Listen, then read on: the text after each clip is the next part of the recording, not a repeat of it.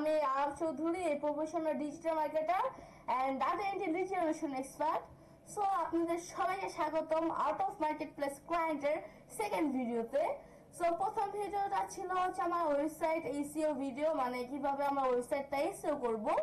So আজকে যে আমি ভিডিওটা করব সেই ভিডিওটা হচ্ছে ফ্রিল্যান্সিং শুরু করার 5টি সহজ ও কার্যকরী ধাপ। এটা অবশ্য 10 মিনিট স্কুলের প্রায় 1 বছর আগে এই ভিডিওটা পাবলিশ করেছিল। সো আমি গতকাল যখন খালিদ ফারহানের পেজে ইউটিউব চ্যানেলে দেখি যে তিনিও এই ভিডিওর উপর একটা রিয়েকশন ভিডিও করেছেন। সো আমি সেই ভিডিও অনুযায়ী আমি ভাবলাম যে ফ্রিল্যান্সিং শুরু করার 5টি সহজ ও কার্যকরী ধাপ, এই জিনিসটা আমি একটু রিয়েকশন ভিডিও দিই, দেখি কেমন হয় আমার ভিডিও। সো আমি এখন বলতে চাচ্ছি যে আপনারা যারা আমার ফেসবুক পেজ থেকে ভিডিওটা দেখছেন তারা অবশ্যই আমার পেজটিকে লাইক কমেন্ট, আমার পেজটিকে ফলো দিয়ে রাখবেন এবং এই ভিডিওটা ভালো লাগলে অবশ্যই লাইক কমেন্ট শেয়ার করবেন। এবং যারা আমার ইউটিউব থেকে ভিডিওটা দেখছেন তারা অবশ্যই সাবস্ক্রাইব করবেন, লাইক কমেন্ট শেয়ার করতে একটুও ভুলবেন না। সো লেটস গেট স্টার্টেড, আমরা এখন ভিডিও শুরু করে দেব and let's get started.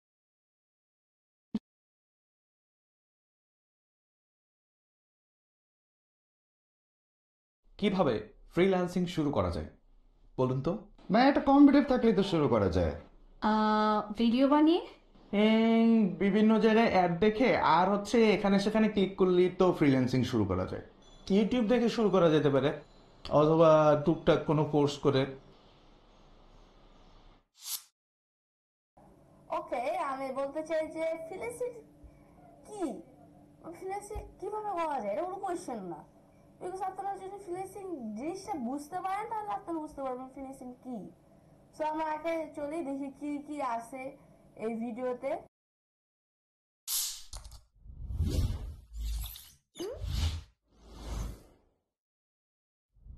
Freelancing শুরু করার 5টা সহজ স্টেপ শিখব এই ভিডিওতে।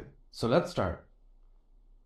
ফ্রিল্যান্সিং শুরু করার প্রথম ধাপ, একটা স্কিলকে প্রপারলি শেখা। আপনি ফ্রিল্যান্সিং করতে গেলে আপনাকে যে কোনো একটা স্কিল খুব ভালোভাবে শিখতে হবে, জানতে হবে, পারতে হবে, অ্যান্ড দেন আপনি ওই স্কিলটাকে সেল করে আসলে ফ্রিল্যান্স মার্কেট প্লেসে কাজ করতে পারবেন। সো প্রশ্ন এখানে থেকে যায় যে ভাই আমি আসলে ফ্রিল্যান্সিং তো করব, কিন্তু কোন স্কিলটা আসলে শিখব? সেক্ষেত্রে আমি আপনাদেরকে দু একটা সাজেশন দিতে পারি। যেমন আপনারা যদি ডেটা এন্ট্রি বা রাইটিং রিলেটেড কোনো কাজ করতে চান, সেক্ষেত্রে আপনাদেরকে মাইক্রোসফট অফিস। ওকে, একটা পয়েন্ট সেটা হচ্ছে যদি না আপনি বলেন যে এখানে মাইক্রোসফট অফিস, আচ্ছা আপনারা আগে দেখেন আগে বা গুগল ডক, স্প্রেডশিট, এই টাইপের জিনিসপাতিগুলো শিখতে হবে। সেকেন্ডলি, ওকে, যেটা বলতে চাচ্ছিলাম সেটা হচ্ছে যে মাইক্রোসফট অফিস বা গুগল ডক এটা কিন্তু একটা ছোট বাচ্চাদের মতো কাজ। এটা আমি বলবো না যে এটা একটা স্কিল, বিকজ আপনি যদি কোনো ছোট বাচ্চাকে সামনে রেখে যদি দেখান যে মাইক্রোসফট অফিস কিভাবে কাজ করে আবার গুগল ডক কেমনে কাজ করে, এটা অনেকটা ইজিলি ভাবে আপনারা 1 ঘন্টা ভাবে একটা ছোট বাচ্চা পেয়ে যাবে। সো রাইটিং এর কাজটা যদিও এটা ChatGPT থেকে নেওয়া যায়, আবার রাইটিং এর কাজটা বলতে পারেন 50-50 স্কিলও আবার নন স্কিল। কিন্তু ডাটা এন্ট্রি এই জিনিসটা অনেকটাই সহজ, বিকজ যে যে শিট আছে গুগল শিট, সেই গুগল শিটের কাজটা কিন্তু বর্তমানে মানে বলতে গেলে অনেকটা ইজি। আর এই কাজটা আপনারা যদি আপনারা 10-15 মিনিটের টিউটোরিয়াল ভিডিও দেখেন তা আপনারা শিটের কাজটা পেয়ে যাবেন। সো আমি বলবো না যে ডাটা এন্ট্রি একটা স্কিল না, বা ডাটা এন্ট্রি দিয়ে কাজ পাওয়া যায় না বা ইনকাম করা যায় না, এটা আমি বলবো না। কিন্তু ডাটা এন্ট্রি যে একটা ফুল স্কিল এরকম আমি কিছু বলতে চাচ্ছি না। ওকে, দেখি তারপর কি বলেছে সে। গ্রাফিক ডিজাইন যদি শিখতে চান সেক্ষেত্রে মিনিমাম আপনাদেরকে অ্যাডোবি ফটোশপ অথবা ইলাস্ট্রেটর এই জিনিসটা শিখতে হবে। যদি ফটোশপ এবং ইলাস্ট্রেটরের ঝামেলা এড়াতে চান সেক্ষেত্রে ক্যানভা দিয়েও আপনারা বেসিক গ্রাফিক ডিজাইনের কাজগুলো শিখে নিতে পারেন। ওকে, গ্রাফিক ডিজাইন, এখন গ্রাফিক ডিজাইন কিন্তু যে আপনি যে ফটোশপ আর ফটোশপ যে টুলসটা আছে এই টুলস ছেড়ে যে আপনি ক্যানভাতে যাবেন এরকম কিছু না। কারণ ক্যানভা কিন্তু হচ্ছে একটা আপনার এমন একটা সফটওয়্যার যে সফটওয়্যারে ধরেন সামান্য জিনিস করা যায়, মানে ওরকম বড় কিছু করা যায় না যেটা দ্বারা আপনি ফটোশপ কাজ করতে পারবেন।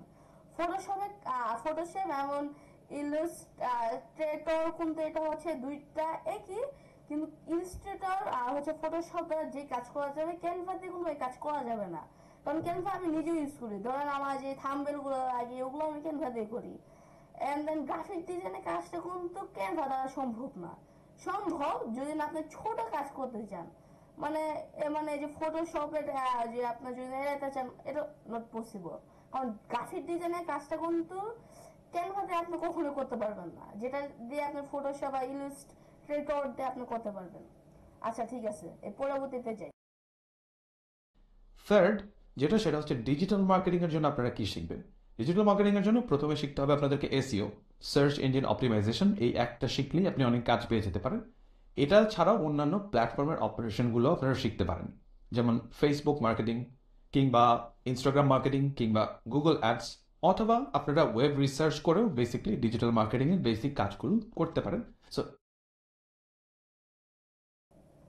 ওকে, আরেকটা পয়েন্ট, সেটা হচ্ছে যে ওয়েব রিসার্চ। এই ওয়েব রিসার্চটা কিন্তু বেশিরভাগ কাজটা হচ্ছে আপনার ওয়েব ডেভেলপারদের, মানে ওয়েব যে ডেভেলপমেন্ট করে বা ওয়েব যে আপনার যে ওয়েব ডেভেলপমেন্ট করে ওদের কাজ হচ্ছে ওয়েব রিসার্চ। ডিজিটাল মার্কেটিং এর কাজ কি? একটা হচ্ছে video SEO, affiliated marketing, local SEO, then Facebook marketing, YouTube marketing, Google ads, এইগুলা। কিন্তু ওয়েব রিসার্চটা কিন্তু part of digital marketing dot note. কারণ ডিজিটাল মার্কেটিং এর পার্ট কোনো ওয়েব রিসার্চ না। আপনি কি কি করতে পারেন, ওয়েবসাইট এসইও করতে পারেন, সেটা না মানা গেল, কিন্তু ওয়েবসাইট মানে ওয়েব রিসার্চটা কিন্তু এটা ডিজিটাল মার্কেটিং এর ভিতরে একটা ক্যাটাগরি না। সে এসইও কথাটা বলছে, হ্যাঁ ঠিক আছে, এসইও কিন্তু দুই ধরনের হতে পারে। একটা হচ্ছে আপনার ভিডিও এসইও, ইউটিউব মার্কেটিং এর এসইও, আর একটা হচ্ছে আপনার যে যে ওয়েবসাইট এসইও। সো এই সার্চ ইঞ্জিন অপটিমাইজেশন দিয়ে যে সব কাজ করা যাবে এমন কিছু না। কারণ আপনার যে আপনার বর্তমানে ওয়েবসাইট এবং ওয়েবসাইট এসইও বাদ দিয়ে যদি না আপনি ধরেন, তাহলে Facebook marketing and YouTube marketing এই দুটো এখন বর্তমানে ট্রেন্ডিং এ। আপনি কিন্তু এসইও ওয়েবসাইট এসইও অনেকটাই কম, কিন্তু বলবো না যে এটা চলতেছে না। এসইও ওয়েবসাইট এসইও কাজ চলতেছে, ভালোভাবে কাজ চলতেছে, কিন্তু ধাপে এক ধাপ দুই ধাপ নিচে থাকবে এসইওটা। কারণ ফেসবুক মার্কেটিং এবং ইউটিউব মার্কেটিংটা বর্তমানে হাইলি আছে। এসইও কাজটা করলে যে আপনারা সব শিখতে পারবেন এমন কিছু না। ওকে, নেক্সট। এই স্কিলগুলো শিখে ডিজিটাল মার্কেটিং রিলেটেড কাজগুলো করা যাবে। দেন ভিডিও এডিটিং এর জন্য আসলে আপনাকে কিছু পার্টিকুলার সফটওয়্যার শিখতে হবে। সেটা অনেক ফ্রি সফটওয়্যার আছে, ফিল্মোরা আছে, অ্যাডোবি প্রিমিয়ার প্রো আছে, ফাইনাল কাট প্রো আছে, অ্যাডোবি আফটার ইফেক্ট আছে। এগুলোর যে কোনো একটা শিখে আপনি ভিডিও এডিটিং এর কাজটা শিখতে পারেন এবং সেই স্কিলটা সেল করে আপনি ফ্রিল্যান্সিং করতে পারেন। সো এখন আসলে আরেকটা পয়েন্ট, ভিডিও এডিটিং এর যে আপনার টুলস গুলো কথা বলো, টুলস গুলো প্রশ্ন আসছে যে আচ্ছা, ভিডিও এডিটিং এর যে টুলস গুলো কথা বলবো, টুলস গুলো যে আপনারা যে, আচ্ছা এক সেকেন্ড একবার শুনি আমি। ক্লিপ শিখতে পারেন এবং সেই স্কিলটা সেল করে আপনি ফ্রিল্যান্সিং করতে পারেন। সো এখন আসলে প্রশ্ন, ফাইনাল কাট প্রো আছে, অ্যাডোবি আফটার ইফেক্ট আছে, এগুলোর যে কোনো একটা শিখে আপনি ভিডিও এডিটিং এর কাজটা শিখতে পারেন এবং সেই স্কিলটা সেল করে আপনি ফ্রিল্যান্সিং করতে পারেন। সো এখন ওকে, ভিডিও এডিটিং কিন্তু একদিক দিয়ে অনেকটা এগিয়ে যাচ্ছে, কারণ ভিডিও এডিটিং এ এআই যতই আসুক, ভিডিও এডিটটা এখন অনেকটাই মোস্ট প্রবাবলি অনেকটা হাই র্যাঙ্কিং এ। দেন আপনার হচ্ছে অনেকেই আছে, রাফেদ মুনয় ভাই আছে, যে এখন ভিডিও এডিটিং এর এজেন্সি চালায়। কিন্তু ভিডিও এডিটিং ঠিক আছে, সে যা বলছে অবশ্য ঠিক আছে। দেন কোন একটি স্কিল কিভাবে শিখবো, এই জিনিসটা আমি একটু দেখি। এখন আসলে প্রশ্ন আসছে যে ভাই স্কিল তো সাজেস্ট করলেন, এখন একটা স্কিলকে শিখবো আসলে কিভাবে। সো একটা স্কিল সহজে শেখার 4টা সহজ স্টেপ আমি আপনাদেরকে এক্সপ্লেন করছি এখন। সহজ স্টেপের 1 নম্বর স্টেপ হচ্ছে যে ডিকনস্ট্রাকশন। একটা স্কিল শিখতে গেলে সর্বপ্রথমে ওই স্কিলটাকে আপনি যদি ডিকনস্ট্রাক্ট করতে পারেন, তখন আসলে শেখাটা খুব সহজ হয়। What is deconstruction? ডিকনস্ট্রাকশন মানে একটা জিনিসকে ছোট ছোট ভাগে ভাগ করা। ফর অ্যান এক্সাম্পল, আপনি গ্রাফিক ডিজাইন শিখতে চাচ্ছেন এবং গ্রাফিক ডিজাইনের মধ্যে আপনি 3টা এরকম পার্ট পেলেন, যে 3টা পার্ট আসলে আপনাকে শিখলে প্রপারলি আপনি গ্রাফিক ডিজাইনার হিসেবে নিজেকে মার্কেট প্লেসে আরেকটা পয়েন্ট, যে আপনার ছোট ছোট ভাগ করে দিতে হবে এরকম কিছু না। কারণ ছোট ছোট ভাগ করে দিলে তো আপনি পারবেন না কাজটা। কারণ ওয়েবসাইট এসইও এই জিনিসটা হচ্ছে একটা বড় ধরনের কাজ। এই জিনিসটা যদি আপনি ছোট ছোট করে করেন, ধরেন আপনি এখন শিখলেন যে কিভাবে, সাপোজ হিসেবে বলছি যে এখন এসইও টুলসটা আমরা কিভাবে প্লাগইন লাগাবো, এটা এক ছোট ভাগ। এই পুরো ভাগটা দেখলেন যে আপনার যে ওয়েবসাইট এসইও এসইও প্রথম ধাপটা, এই ছোট ছোট ভাগ করলে কিন্তু আপনি যে শিখতে পারবেন এমন কিছু না। শিখতে পারবেন, মানে সরি ভুল হয়েছে আমার, শিখতে পারবেন না এমন কিছু না, কিন্তু তখন আপনার বোঝাটা কঠিন হয়ে যাবে। ধরেন আপনি যদি ওয়েবসাইট এসইও মানে পোস্টটা এসইও জিনিসটা যদি আপনি একবারই দেখেন, তাহলে এই জিনিসটা তো অনেকটাই ক্লিয়ার হবেন। কিন্তু আপনি যদি ছোট ছোট ছোট করে দেখতে থাকেন, তখন আপনি গুলিয়ে ফেলবেন। আচ্ছা, তারপর জাহির করতে পারবেন। সো সেক্ষেত্রে ফার্স্টে আপনি থিওরি শিখলেন, থিওরির জন্য ডিজাইন ফিলোসফি শিখলেন, থিওরির জন্য 1 2 3 তিনটা টাইপের থিওরি শিখতে হতে পারে। সেটা হতে পারে গোল্ডেন রেশিও, সেটা হতে পারে রুল অফ থার্ড, আরও কিছু রুল অফ থামস, এরকম জিনিসপাতি। দেন আপনি যদি ফটোশপ শিখতে চান, ফটোশপ শেখার জন্য আপনি ভাগ করলেন যে আগে আপনি টুল শিখবেন, তারপরে প্রজেক্ট শিখবেন। টুলগুলোকে আপনি আবার দুইটা চ্যাপ্টারে ভাগ করে নিলেন যে 5টা টুল এইখান থেকে, 5টা টুল ওই দিকে।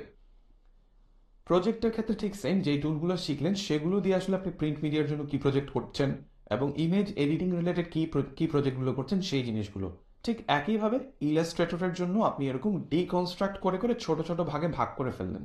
যখন আপনি এরকম ছোট ছোট ভাগে ভাগ করে ফেললেন, ওকে, আরেকটা পয়েন্ট, সেটা হচ্ছে ধরেন আপনার যদি গ্রাফিক্স ডিজাইন, ভিডিও এডিটিং, এই দুটো আমি বলবো যদি আপনি চান তার ছোট ছোট ভাগে ভাগ করতে পারেন। কিন্তু যে ডিজিটাল মার্কেটিং এই জিনিসটা তো কোনোদিন ছোট ভাবে যদি ভাগ করেন আপনি পারবেন না। ডিজিটাল মার্কেটিং আপনি যদি ছোট ভাগ করে আপনি কখনো পারবেন না। অবশ্যই সেটা এক ধাপে করতে হবে। এক ধাপ বলতে আমি বলতেছি না যে Facebook marketing, YouTube marketing, Google ads, affiliate marketing, তারপর হচ্ছে আপনার ওয়েবসাইট, এইসব সব একবারে, এটা বলছি না। একটা আপনার ডিজিটাল মার্কেটিং এর ভিতরে অনেকগুলো ক্যাটাগরি আছে, লাইক হচ্ছে আপনার Facebook marketing, YouTube marketing, website SEO. কিন্তু আপনি যদি আমি যে বললাম যে ওয়েবসাইট এসিও যে এসইও প্লাগইনটা কিভাবে লাগাবো এইটা ভাগ, এরকম ভাবে আপনি শিখতে পারবেন না, গুলিয়ে যাবে আপনার। কিন্তু আপনি যদি এখন শিখেন যে ওয়েবসাইট এসইওর জন্য একটা পয়েন্ট, তারপর হচ্ছে ইউটিউব মার্কেটিং এর জন্য একটা পয়েন্ট, ফেসবুক মার্কেটিং এর জন্য একটা পয়েন্ট, তাহলে আপনি শিখতে পারবেন। যদি আপনি গ্রাফিক ডিজাইন এডিটিং এর কাছে যান, তখন আপনাকে অবশ্যই ধাপ করে নিতে হবে। বিকজ আপনার ধরেন যে উপরে যে লিখেছে যে 10 রাইটিং স্কিল কিভাবে শিখবো, তারপর নিচে যে লেখা আছে আপনি একটু স্ক্রিনে দেখেন যে 4টি ধাপে শিখুন যে কোনো স্কিল। এবং এই জিনিসটা কোনো ধাপে ধাপে করতে হয়েছে, ছোট ধাপে। কারণ এই ছোট ধাপ এটা কোনো ডিজিটাল মার্কেটিং অংশ না। আপনি ডিজিটাল মার্কেটিং এর অংশ যদি আপনি যদি ডিজিটাল মার্কেটিং শিখতে চান, ছোট ছোট ধাপ করে আপনি শিখেন না। আর গ্রাফিক ডিজাইনের ক্ষেত্রে তো আপনার ধরেন প্রথমে একটা, আমি নিজেও ক্যানভা তো করছি, আমি তো বুঝছি যে প্রথমে এক সাইডে কাজ করতে গেলে আবার আরেক সাইডে ছোট ছোট ভাগ করে কাজ করতে হয়। গ্রাফিক ডিজাইন আর এডিটিং, আমি তো ভিডিও এডিটিং করি, ভিডিও এডিটিং মানে মোবাইলে আমি ভিডিও এডিটিং করি আপনার সরি কম্পিউটারে এখনো করা হয়নি, কম করা হয়েছে। সো যদি এটাও জিনিসটা হচ্ছে প্রথমে একটা জিনিসকে ভালো করে আপনার আর্ট করা, যেমন আর্ট করা বলতে আমার ভাইবা না যে ভিডিওর ভিতরে আর্ট করা, ভিডিও এডিটিং এর আর হচ্ছে কোন জায়গায় কোন সাউন্ডটা বসবে, কোন জায়গায় কোন ফিল্টারটা বসবে, সেক্ষেত্রে ছোট ছোট ভাগ, রাইট? ওকে, দেন তখন আসলে আপনার কাছে মনে হবে যে ভাই, আমি যদি এই কয়টা জিনিস শিখতে পারি তাহলেই কিন্তু আমি গ্রাফিক ডিজাইনার হয়ে যাচ্ছি। সো আপনাকে প্রথমে যে কোনো একটা স্কিল শেখার আগে সেটা ডিকনস্ট্রাক্ট করে নিতে হবে। যদি নিজে ডিকনস্ট্রাক্ট করতে না পারেন, তাহলে হয়তো এমন কোনো অর্গানাইজেশন বা ট্রেনিং ইনস্টিটিউটের সহায়তা নিতে পারেন। আমাদের 10 মিনিট স্কুলেও আমরা কিন্তু বেসিক্যালি যখন একটা কোর্সকে ডিজাইন করি, তখন আসলে আমরা এরকম ডিকনস্ট্রাক্ট করে করে করে করে একটা লেভেলে গিয়ে তারপরে যে ইউজাররা থাকে তাদের কম্পিটেন্সি ম্যাপিং করি। কম্পিটেন্সি ম্যাপিং হওয়ার পরে তারপর আমরা একটা কোর্স ডিজাইন করি, এরকম আর কি। সো এইভাবে আপনারা যে কোনো একটা স্কিল শিখতে গেলেও নিজের বেলায় ডিকনস্ট্রাক্ট করবেন। দেন ডিকনস্ট্রাকশন তো হলো, সেকেন্ড স্টেপটা আসলে কি? সেকেন্ড স্টেপ হচ্ছে আপনি যে ডিকনস্ট্রাক্টেড পার্টগুলো করেছেন সেগুলো ছোট ছোট আকারে শেখা। ফর অ্যান এক্সাম্পল, আমি একটা জিনিস একটু এইটা আমি আগেই বলেছিলাম যে ছোট ছোট ভাগ করে কোনটা আপনি ডিজিটাল মার্কেটিং শিখতে পারবেন না।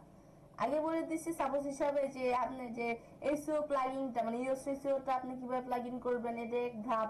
পরবর্তীতে আরো আপনার হচ্ছে আউটবাউন্ড লিঙ্ক কেমনে পোস্ট দিতে হয়, এরকম ধাপ, এই ধাপগুলো আপনি পারবেন না। আমি আগে বলেছি, এখন দেখি তিনি আর কি কি বলেন।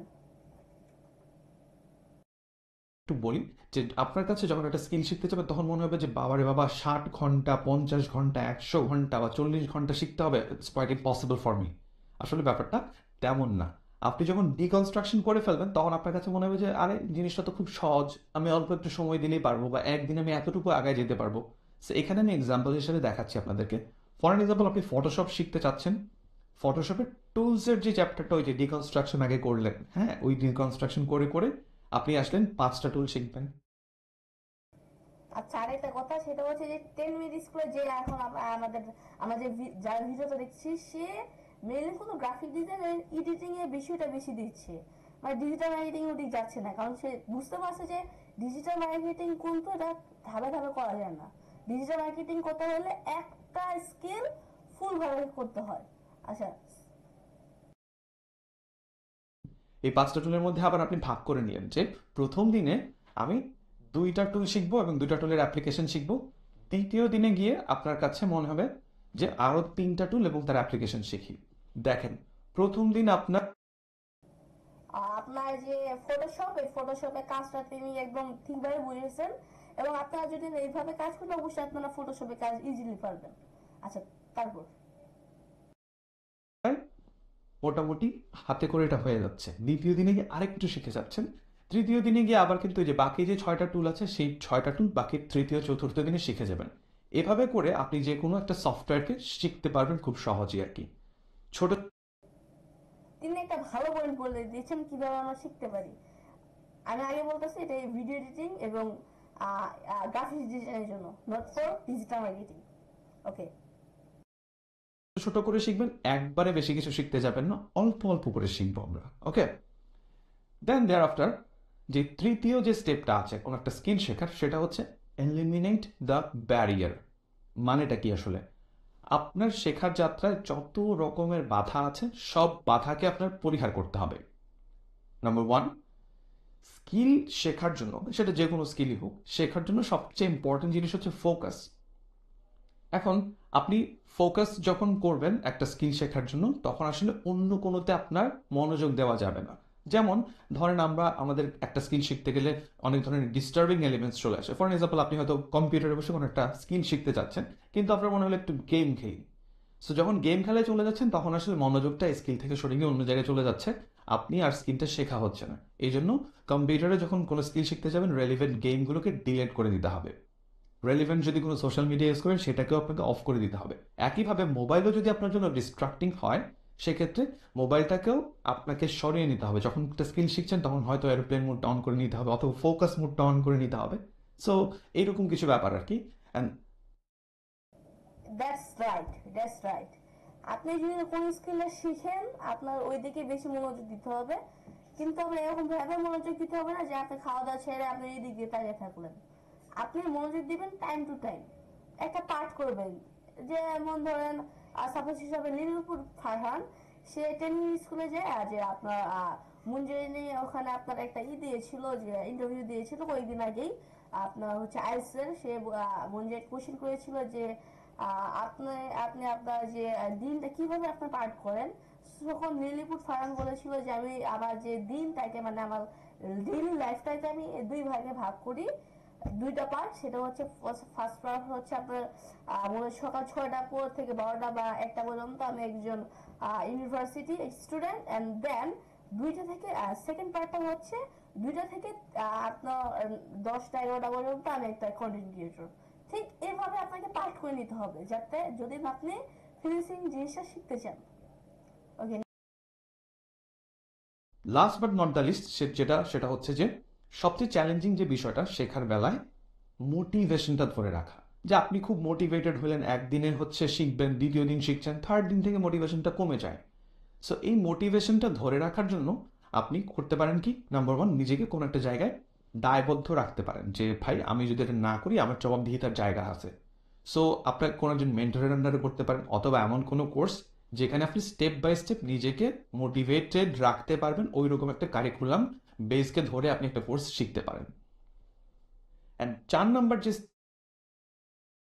ওকে, সে একটা ভালো কথা বলছে এবং এই জিনিসটা একদম ঠিক। আপনারা এই গাইডলাইনটা মানতে পারেন, এই গাইডলাইনটা আপনাদের জন্য ভালো হবে। সো তারপর যাই। স্টেপটা সেটা হচ্ছে প্র্যাকটিস, প্র্যাকটিস, প্র্যাকটিস। এই আগের 3টা স্টেপে আপনি অনেক কিছু শিখে যাবেন যদি প্রপারলি ফলো করেন, কিন্তু এই 4 নম্বরটা যদি না করেন, প্র্যাকটিস যদি না করেন, ওই জিনিসটা নিজের ভিতরে গাঁথনিতে স্ট্রং হবে না। অ্যান্ড আপনি যখন খুব প্র্যাকটিস করবেন তখন আসলে বুঝে যাবেন অটোমেটিক্যালি যে আপনি আসলে কত বেশি স্কিল হয়ে গিয়েছেন এবং একটা কাজ যেটা একসঙ্গে করতে লাগতো 5 ঘন্টা সেটা কিভাবে 1 ঘন্টায় করতে হয়। 4 মাস কাজ করে একজন লোক যে পরিমাণ এক্সপিরিয়েন্সড হয়, 4 বছর কাজ করে নিশ্চয়ই তার চেয়ে অনেক অনেক বেশি এক্সপিরিয়েন্সড হয়ে যায়। সো এই বিষয়টা আমরা একটু মাথায় রাখবো, যত বেশি আমরা অনুশীলন করব তত বেশি আমরা এক্সপার্ট হব। একদম রাইট কথা বলেছে। বিকজ আমি প্রথম কোর্স করেছিলাম তখন যে এসইও জিনিসটা ছিল, ওয়েবসাইট এসইও, ওই জিনিসটা আমি ডেইলি প্রায় 8 থেকে 9 বার এসইও করতাম। সেই জন্য আমি কিন্তু ডেইলি করতাম এবং আমি এখনো করি মাঝে মাঝে, কারণ এখন অনেক টাইম প্র্যাকটিস করলে আমার এখন এক্সপার্ট হয়ে গেছি। আপনারা ধরেন ডাটা এন্ট্রি জেনারেশন জিনিসটা, ডাটা এন্ট্রি জিনিসটা আপনারা যতবার ডাটা এন্ট্রি করবেন তত জিনিস শিখতে পারবেন, তত আপনি এক্সপার্ট হতে থাকবেন। লিড জেনারেশন, আপনি যতবার লিড জেনারেশন নিবেন, লিড আপনার কাছে ক্রিয়েট করবেন, মানে একবার সি লেভেলের লিড আছে, আবার হচ্ছে ফাইবার থেকে ক্লায়েন্ট নেওয়ার লিডটাও আছে। ও আপনার যতবার করবেন তত আপনার মনে থাকবে, তত আপনার কাছে ইজি লাগবে। ধরেন প্রথম ওয়েবসাইট এসইও জিনিসটা যখন আমি শিখছিলাম, ওই ওয়েবসাইট এসইওটা তখন প্রথমবার আমি বুঝতে পারছি, অনেকটাই বুঝতে পারছি। যখন আমি প্রথমবার আপনার ওয়েবসাইট এসইও করেছিলাম, মানে পোস্ট এসইও, তখন আমার হয়ে গেছিল, মানে একটু ঘাবড়ে গেছিলাম। এন্ড দেন আমি ভিডিও দেখিনি, হতো শুধু একবার ভিডিও দেখেছিলাম। দেখার পরে আমি ভিডিওটা ক্লোজ করে আমি আসছি, যে যেমনে বুঝছি শিখতে তেমনি অ্যাপ্লাই করছি। লাস্টে যে শুধু 2টা প্রবলেম বাদে আমার সব প্রবলেম আপনার সব গুড রেজাল্ট হয়ে গেছিল। তারপরে আস্তে আস্তে ওই 2টা প্রবলেমে কমপ্লিট হয়ে গেল। তারপর আপনার ধরো আরো 4টা প্রবলেম, মানে আপনার ধরেন 3-4বার করার পরে আপনার একটা প্রবলেম এক্সট্রা পাবেন, আপনার একটা প্রবলেম পাবেন এক্সট্রা। সেই প্রবলেমটা যদি আপনারা আবার করেন, ওই প্রবলেমটা ইজিলি সলভ হয়ে যাবে। সো সে একদম ভালো কথা বলছে যে practice and practice, practice and practice, অনুশীলন এবং অনুশীলন। প্র্যাকটিস জিনিসটা একদম পারফেক্ট। যেমন একটা ম্যাথ করতে গেলে একটা যে আপনার সূত্র থাকে, সেই সূত্র দ্বারা যদি আপনি 2-3 বার প্র্যাকটিস করেন, ওই অঙ্কটা আপনার কাছে দুর্ভার মনে হয়। ঠিক ফ্রিল্যান্সিং জিনিসটা ওইটা, আপনি যদি ওই জিনিসটা বারবার করেন, ওই জিনিসটা আপনার কাছে দুর্ধর্ত লাগবে। সো দেন এখন মূল আলোচনায় ফিরে যাই, যে আমরা ফ্রিল্যান্সিং শুরু করার ফার্স্ট স্টেপের মধ্যে কিন্তু এতক্ষণ ব্যাখ্যা করলাম। এবার সেকেন্ড স্টেপে দেখব যে কি সেকেন্ড স্টেপ, সেটা হচ্ছে কাজ সংক্রান্ত একটা পোর্টফোলিও তৈরি করা। এখন পোর্টফোলিও জিনিসটা কি আসলে? পোর্টফোলিও জিনিসটা হচ্ছে এমন একটা প্লেস ওয়েবের যেখানে হচ্ছে আপনি এতদিন পর্যন্ত যে যে কাজ করেছেন সেগুলোকে সংরক্ষণ করে রাখা। সেটা হতে পারে কোনো ওয়েবসাইট, সেটা হতে পারে কোনো drive, storage, any other thing. So আপনি যে স্কিলটা জানেন বা শিখেছেন সেই ইয়েস, আপনারা যদি চান, আমি আগামী ভিডিওতে আমি কমেন্ট বক্সে লিখে দেবেন যে আমি চাই, শুধু এই জিনিসটা লিখবেন, আমি বুঝতে পারবো। কারণ আমি এই পর্যন্ত যতবার আপনার ওয়েবসাইট এসেও করছি, সবগুলো স্ক্রিনশট আমি দিয়ে রাখছি। গুড রেজাল্ট গুলো সবগুলো স্ক্রিনশট আমি রেখে দিচ্ছি, যেটা আমার লাগবে পরবর্তীতে।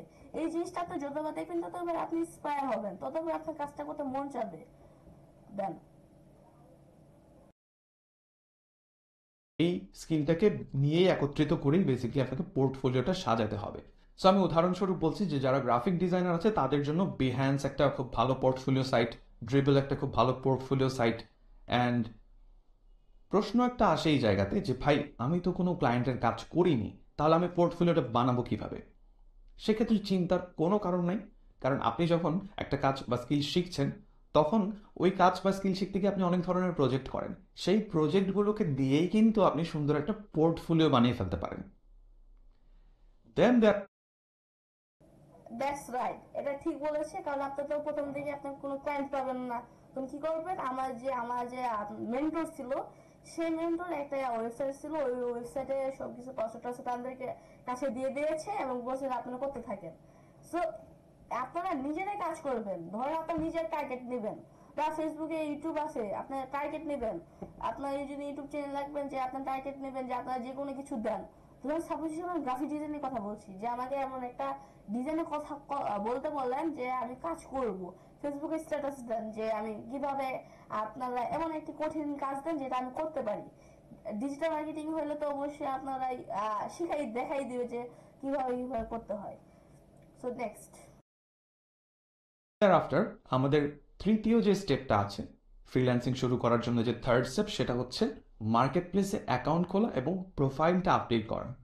আপনি যে মার্কেট প্লেসে কাজ করতে চান, সেটা হতে পারে fibre or Upwork or any other market place, সেখানে আপনাকে একটা যথাযথভাবে অ্যাকাউন্ট খুলতে হবে এবং সেই অ্যাকাউন্টটার প্রোফাইল, আপনার যে প্রোফাইলটা, সেটাকে আপডেট করতে হবে অ্যাজ পার ইউর স্কিলস। আপনার যে ব্যাপারে দক্ষতা আছে, পারদর্শিতা আছে, সেই স্কিলগুলোকে সুন্দর করে সাজিয়ে ফুটিয়ে তুলে আপনার প্রোফাইলটাকে আপডেট করতে হবে। আর আরেকটা জিনিস এখন করতে হয়, সেটা হচ্ছে যে এনআইডি দিয়ে একটু ভ্যারিফাই করে নিতে হয় আইডিটাকে। তাহলে হয় কি, মার্কেট প্লেসেররাও আপনার প্রতি একটা ভরসা পায়, আপনিও সব ব্যাপারে ক্লিয়ার থাকলেন। That's it. ওকে, আমার আপনারা বলতে পারেন তাহলে আমার ফাইবার অ্যাকাউন্ট কেমন হলো, কারণ এনআইডি লাগবে, পাসপোর্ট লাগবে।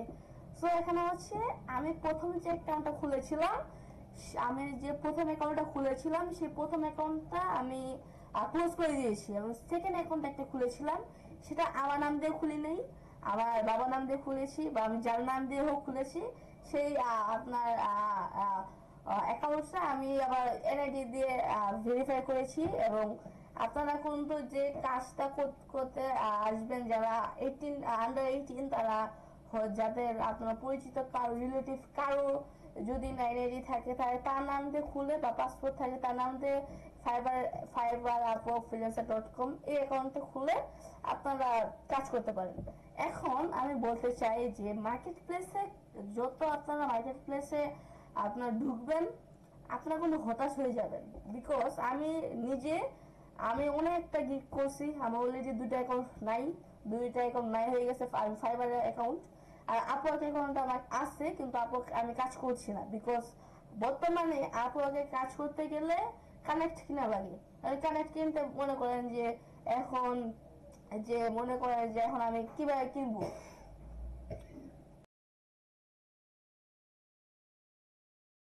এখন কানেক্ট তো আপনার অনেক দাম। ধরেন $20 আপনার 10টা কানেক্ট দিবে, ধরেন আমি কিনলামও, কিন্তু আপনার যদি আপনাদের কথা কাজ কি হচ্ছে, আপনারা আপনাদের ক্লায়েন্টকে দিবেন যে কানেক্ট পাঠাবেন, যে ধরেন আমি কাজ করতে পারি, যদি সে অ্যাকসেপ্ট না করলো, পড়বো 10টা চলে গেল, তখন শেষ। ফাইবার অ্যাকাউন্ট আমার দুইটা অ্যাকাউন্ট নাই হয়ে গেছে, চলে গেছে। এখন আমি রাইট নাও একটা জায়গায় কোর্স করতেছি, সেটা হচ্ছে out of market place client, মানে মার্কেট প্লেসের বাইরে থেকে কিভাবে ক্লায়েন্ট পাবো। কারণ মার্কেট প্লেসে কাজ করে আমি যা বুঝলাম, সেই কাজটা করে আমি আর কি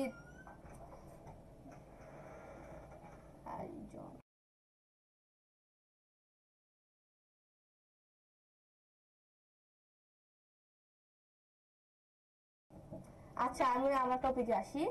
এতদিন যে আমি কাজ করলাম, এই কাজ করে বুঝলাম যে ফাইবার আপওয়ার্কে কাজ করে আপনার লাভের পরিমাণ 50%, তার বেশি না। বিকজ ফাইবারে কাজ পাওয়া এখন টাফ হয়ে গেছে, মানুষজন এখন বিশ্বাস হারিয়ে ফেলতেছে। প্লাস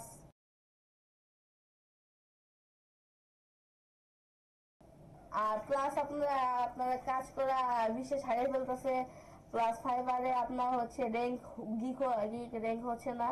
এখন যে আমার একটা লেভেল 2 সেলার অ্যাকাউন্ট ছিল, সেই অ্যাকাউন্টটা আমি কয়েকদিন প্রথম দিকে অনেক রিচ পাইছে, পরবর্তীতে রিচ বন্ধ হয়ে গেছে।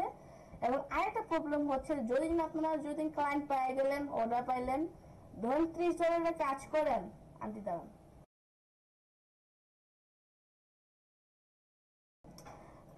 আমি একটু প্রবলেমের জন্য আমি ক্যামেরাটা অফ করেছি। দেন আমি বলতে থাকি যে আপনারা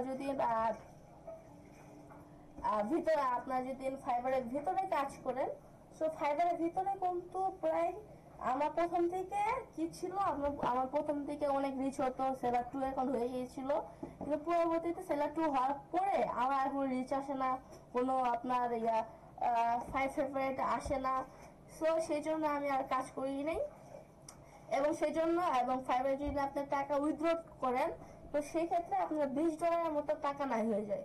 মানে $20 টাকা দেয় না, ওরা ওরা 4 মাস নিয়ে কাটে ফেলে। $20 আপনাকে দিবেই না। মানে ধরুন 30 জনের কাজ করলেন, এখন আপনি $10 পাবেন, $20 কেটে যাবে, $10 পাবেন। সো আর আমি এখন out of market place client, মানে মার্কেট প্লেসের বাইরে থেকে ক্লায়েন্ট সমূহের জন্য আমি কোর্স করছি, এবং সেখানে আমি আমার সব কিছু আবার রিপিটও করতেছি যে কিভাবে আবার রিভাইজ দিচ্ছি সবকিছু। সো দেন আমার এক্ষেত্রে একটা সতর্কতা আছে, সেটা হচ্ছে যে আপনি কোনো স্কিল না শিখে অবশ্যই কোনো মার্কেট প্লেসে অ্যাকাউন্ট খুলবেন না। প্লিজ এটা কখনোই করবেন না। আপনি যখন একটা স্কিল শিখলেন, শেখার পরে প্রপারলি বোঝার পরে জানার পরেই তারপর আপনি মার্কেট প্লেসে গিয়ে অ্যাকাউন্ট করবেন। কেন? আপনি যদি স্কিল না শিখে মার্কেট প্লেসে অ্যাকাউন্ট করেন, আপনার নিজের ইমপ্রেশন খারাপ হচ্ছে, সমগ্র দেশের মানুষের ইমপ্রেশন খারাপ হচ্ছে। কারণ বাইরের ক্লায়েন্টরা আপনাকে দেখবে আপনি কাজ পারেন না, তার মানে তারা মনে করে নিবে যে বাংলাদেশিরাই বুঝি কাজ পারে না। এরকম করে দেশের প্রতিও একটা ব্যাড ইমপ্রেশন তৈরি হয়। সো আমরা এটা করবো না। ওকে? জি যা বলছিলাম সেটা হচ্ছে যে হ্যাঁ, কারণ আপনারা যত বেশি অনেক অ্যাকাউন্ট আছে যে অ্যাকাউন্ট খুলেছে, গিগ পাবলিশ করেছে, ভাইরাল হয়ে গেছে, কিন্তু যখন তাকে মেসেজ করে ক্লায়েন্টরা, তখন দেখা যাচ্ছে না, সে আপনারই হয় না, মানে আপনার সে কাজই পায় না। স্কিল ছাড়া সে অ্যাকাউন্ট খুলছে, অ্যাকাউন্ট খোলার পর এখন সেই জন্য আপনার ক্লায়েন্টরা অনেকটা হতাশ হতাশ আমরা হতাশ, ক্লায়েন্টরাও হতাশ হয়ে যাচ্ছে। ওকে দেন যাই। দেন দেয়ার আফটার আমাদের ফ্রিল্যান্সিং শুরু করার চতুর্থ যে স্টেপটা, সেই চতুর্থ স্টেপটা হচ্ছে ইন্টারন্যাশনাল পেমেন্ট বা ডলার গ্রহণ করা যায় এমন একটা সিস্টেম আপনার থাকতে হবে, মানে যেটাকে আমরা বলি payment system. So payment system, এই যে পেমেন্ট সিস্টেম, এখন আপনার পেমেন্ট সিস্টেম হয়তো দেখাবে পিওনিয়র অ্যাকাউন্ট বা এলিভেট অ্যাকাউন্ট, এগুলো দেখাতে পারে, আমি জানি, কারণ এগুলো মাস্ট বি দেখাবে। অথবা পেপ্যাল তো বাংলাদেশে চলে না, হয়তো অন্য কোনো একটা আপনার মার্কেট প্লেসের ভিতরে ইন্টারন্যাশনাল পেমেন্টের সিস্টেম দেখাবে। তো এই যাই করেন আপনার কোনো দিন শেষে কিন্তু আপনার $20 নাই, $20 আপনার কাছে আসবে না, $10 পাবেন। কারণ এই জিনিসটা অনেকবার হচ্ছে আমার সাথে। দেন বেসিক্যালি আসলে কি জিনিসটা, ফ্রিল্যান্স মার্কেট প্লেসে আপনি যখন কাজ করলেন, কাজের পরে যখন আর্ন করলেন, সেই আর্নিংটা আপনি কোন ওয়েতে আপনার হাতে টাকা, মানে ডলার থেকে টাকা পর্যন্ত কনভার্ট করে আপনার হাতে নিয়ে আসবেন, সেই সিস্টেমটাকে ডেভেলপ করে নেওয়া। সো বাংলাদেশ থেকে বেসিক্যালি দুইটা উপায়ে আপনি হচ্ছে পেমেন্ট সিস্টেমটাকে ডেভেলপ করতে পারেন। এক নম্বর যেটা, সেটা হচ্ছে যে বাংলাদেশ ব্যাংক কর্তৃক স্বীকৃত যে কোনো ব্যাংক যারা ইন্টারন্যাশনাল পেমেন্ট নিতে পারে। আর সেকেন্ড যেটা, সেটা হচ্ছে যে ইন্টারন্যাশনাল পেমেন্ট কোনো সিস্টেম যারা হচ্ছে ওয়ার্ল্ড ওয়াইড প্রোভাইড করছে, যাদের হয়তো এই তো আমি বলেছিলাম পিওনিয়ার অ্যাকাউন্টের কথা বলবো, আর উইজ পিওনিয়ার উইজ অ্যাকাউন্ট ধরেন আপনার এখন বর্তমানে আমি কিছুক্ষণ আগে ট্রাই করেছি উইজ অ্যাকাউন্ট খোলার জন্য। উইজ আমার একটা একটা অ্যাকাউন্ট ব্যান হয়ে গেছে, সো আমি নতুন করে খোলার চেষ্টা করছিলাম কিছুক্ষণ আগে। মানে তখন কি হলো, টাকাটা আমি রিসিভ করতে পারবো না, কিন্তু সেন্ড মানি করতে পারবো। জি, এখন আমি টাকা রিসিভ করতে পারবো না, কিন্তু সেন্ড মানি করতে পারবো, তো এই উইজটা দিয়ে আমার লাভ কি? আর পিওনিয়ার অ্যাকাউন্ট, আমার একটা স্টুডেন্ট, সে পিওনিয়ার অ্যাকাউন্টটা ছিল, তার অ্যাকাউন্ট প্রায় $100 মতো থেকে অ্যাকাউন্ট ব্লক হয়ে গেছে। এবং খালিদ ফারহানের যদি আপনারা ভিডিও দেখেন, তাহলে আপনারা বুঝতে পারবেন খালিদ ফারহানের প্রায় $1200 $1200 মতো অ্যাকাউন্ট টাকা নিয়ে আপনার পেওনিয়ার অ্যাকাউন্ট ব্লক হয়ে গেছে। আর যেটা বললো বাংলাদেশি কর্তৃক, ওই বাংলাদেশি কর্তৃকগুলো যদি আপনি করতে চান, তাও আপনার $20 যাবে, পেওনিয়ার করতে গেলেও আপনার $20 যাবে, ইউজ করতে গেলেও $20 যাবে। এখন আপনার এটা সুবিধা কি? সুবিধা হচ্ছে আপনি এলিভেট নিতে পারেন। এলিভেট অবশ্য আপনার $20 কম, $20 হয়তো নেবে না, $10 মতো নেবে। সেই জন্য কাজটা কি মার্কেট প্লেসের বাইরে থেকে কাজ নেওয়াটা ভালো হবে, কারণ মার্কেট প্লেসের ভিতর থেকে কাজটা নিলে অনেকটাই টাফ হয়েছে টাকাটা নিতে।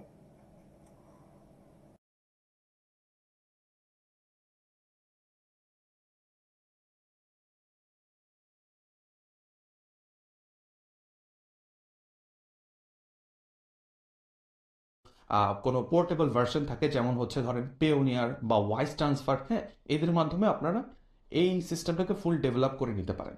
যেহেতু টাকা ডলারে পেমেন্ট হবে অলওয়েজ, মানে আমরা যেসব মার্কেট প্লেসে কাজ করি জেনারেলি ডলারে পেমেন্ট হয়। সো এই দুইটা ওয়েতে আপনি ডলারকে টাকায় কনভার্ট করে আপনার হাতে নিয়ে আসার এই সিস্টেমটাকে ক্রিয়েট করে রাখতে হবে ফ্রিল্যান্সিং শুরু করার আগেই। And thereafter, last but not the least, 5 number step, সেটা হচ্ছে আপনাকে যে আপনার স্কিল আছে সেই স্কিল অনুযায়ী একটা গিগ প্রিপেয়ার করতে হবে, এবং ক্লায়েন্টরা যখন মার্কেট প্লেস বিভিন্ন কাজের অফার দেয় সেই অনুযায়ী আপনাকে প্রপোজাল লেটার তৈরি করতে হবে। সো গিগ কি, প্রপোজাল লেটার কি, এগুলো আপনারা যখন freelancing related different different skill শিখবেন বা কোনো কোর্স করবেন, তখন প্রত্যেকটা জায়গায় কিভাবে ওই রেলিভেন্ট গিগ তৈরি করা যায় বা ওই রেলিভেন্ট প্রপোজাল লেটার সুন্দর করে লেখা যায় সেই জিনিসগুলো হাতে কলমে শিখে যাবেন। আমি এখানে ছোট্ট করে বলি, গিগ হচ্ছে একটা দোকানের মতো, যেখানে বেসিক্যালি আপনি কোন ধরনের স্কিল পারেন এটা সাজিয়ে লিখে রেখেছেন এবং আপনার অফারিংসগুলো দিয়েছেন যে এই কাজের জন্য আমি এত টাকা নিব, ওই কাজের জন্য অত টাকা নিব, এইরকম আর কি জিনিসটা। আর প্রপোজাল লেটার হচ্ছে ক্লায়েন্ট যখন আপনাকে একটা কাজের বিজ্ঞপ্তি দেয় তখন ক্লায়েন্টকে অ্যাপ্রোচ করবেন, ফার্স্ট কাভার লেটার বলে দেখেন। সো ক্লায়েন্টকে যে লেটারের মধ্যে অ্যাপ্রোচ করবেন, যে লেটারটা পড়ে ক্লায়েন্ট থেকে কনভিন্স হবে, আপনার সাথে যোগাযোগ করবে, আপনাকে কাজটা দিবে, সেটাই বেসিক্যালি প্রপোজাল লেটার। সো এগুলো লিখতে যখন আপনার ফ্রিল্যান্স মার্কেটে কাজ করা শুরু করবেন তখন এগুলো আস্তে আস্তে অনেক কিছু জিনিস আপনি বুঝে যাবেন। সো আমরা মূলত এই ভিডিও থেকে শিখলাম যে ফ্রিল্যান্সিং শুরু করার 5টা স্টেপ, যেখানে প্রথম স্টেপ ছিল একটা স্কিলকে যথাযথভাবে শেখা, এবং ওই একটা স্কিলকে শেখা আমরা 4টা স্টেপ দেখলাম যে কোন 4টা স্টেপে শেখা যায়। দেন আমরা কাজের পোর্টফোলিও তৈরি করা, ফ্রিল্যান্সিং শুরু করতে গেলে সেকেন্ড স্টেপ কাজের পোর্টফোলিও তৈরি করা। থার্ড স্টেপ হচ্ছে মার্কেট প্লেসে অ্যাকাউন্ট ওপেন করা এবং প্রোফাইলটাকে সেই অনুযায়ী আপডেট করা। ফোর্থ যে অপশনটা ছিল সেটা হচ্ছে একটা ইন্টারন্যাশনাল পেমেন্ট সিস্টেম আপনার বিল্ড করা। And last but not the least যেটা ছিল সেটা হচ্ছে মার্কেট প্লেস অনুযায়ী গিগ তৈরি করা অথবা ক্লায়েন্টকে যথাযথভাবে প্রপোজাল পাঠানো। সো আশা করি এই ভিডিও থেকে আপনারা ক্লিয়ার কাট বুঝতে পারলেন। ওকে, আমি লাস্টের দিকে স্পিড করে দিয়েছিলাম কারণ ভিডিওটা অনেক লং হয়ে গেছে, প্রায় 36 মিনিটের মতো ভিডিওটা লং হয়ে গেছে। সো আমি একটু স্পিড করে দিয়েছিলাম। এবং প্রপোজালটা হচ্ছে আপনার ফাইবার না, আপওয়ার্কের জন্য। প্রপোজালটা হচ্ছে আপওয়ার্কের জন্য, কারণ হচ্ছে আমি বলেছিলাম কানেকশন নিয়ে আপনার ক্লায়েন্টকে পাঠাতে হবে প্রপোজালটা।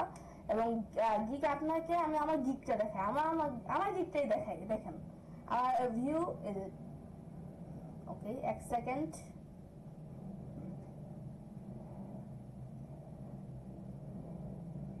ওকে, আমার যে গিগটা এখন বর্তমানে দেখতে পাচ্ছেন সেটা হচ্ছে I will do YouTube video on page SEO friendly video title, I teaching thumbnail, high ranking keyword, organic subscriber and video views. এখন এটা হচ্ছে বেসিক প্যাকেজ, আমি একটা ভিডিওর জন্য $20 নিচ্ছি।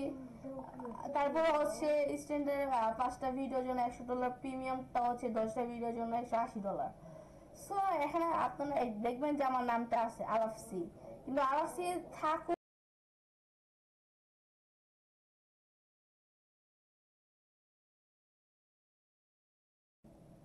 হ্যাঁ, যা বলতেছিলাম যে আমার এখানে কোনো ছবিটা কিন্তু আমার নাই, এখন ছবিটা আমি অন্যজনের ব্যবহার করছি। এটা হচ্ছে নিকনেমটা শুধু আমারটা দিছি, কিন্তু যে আরেকটা যে মেইন নামটা সেটা হচ্ছে অন্য একটা নাম দিয়েছি, যে নামই দিই আমি, ওই নাম আমি বলবো না কারণ বললে পরে ঝামেলা হয়ে যাবে। ওই ওই নাম্বার দিয়ে হয়তো আমি পাসপোর্ট করেছি নাকি, হ্যাঁ পাসপোর্টই করেছি আমি, পাসপোর্টও করেছি নাকি, এই যে দুটাই আমি করে ফেলেছি। অ্যান্ড দেন আপনারা হয়তো দেখতে পাচ্ছেন আমার যে গিগের এই গিগের আপনারা যে গিগ ইমেজগুলো দেখতে পাচ্ছেন, এবং এখানে আমি একটা এক্সাম্পল দিয়েছি। এন্ড দেন আজকের ভিডিও এতটুকুই, আমি আর ভিডিওটা বেশি কন্টিনিউ করব না, অনেক বড় ভিডিও হয়ে গেছে, অনেক বড়, হয়তো অনেকে দেখবে না। যদি না আপনাদের কাছে ভালো লেগে থাকে এই ভিডিওতে অবশ্যই লাইক কমেন্ট শেয়ার করবেন, এবং এই ভিডিওতে আপনারা লাইক কমেন্ট শেয়ার তো করবেন, এবং যারা ইউটিউব থেকে দেখছেন তারা সাবস্ক্রাইব করবেন, আর যারা ফেসবুক থেকে দেখছেন তারা অবশ্যই আমার পেজটিকে ফলো দিয়ে রাখবেন। সো আমরা আগামী ভিডিওতে ইনশাআল্লাহ আমরা অন্য একটা টপিকের ভিডিও বানাবো। সো আজকের ভিডিওটা কি সবার সাথে দেখা হবে অন্য কোনো ভিডিওতে, তো ভালো থাকবেন, টাটা।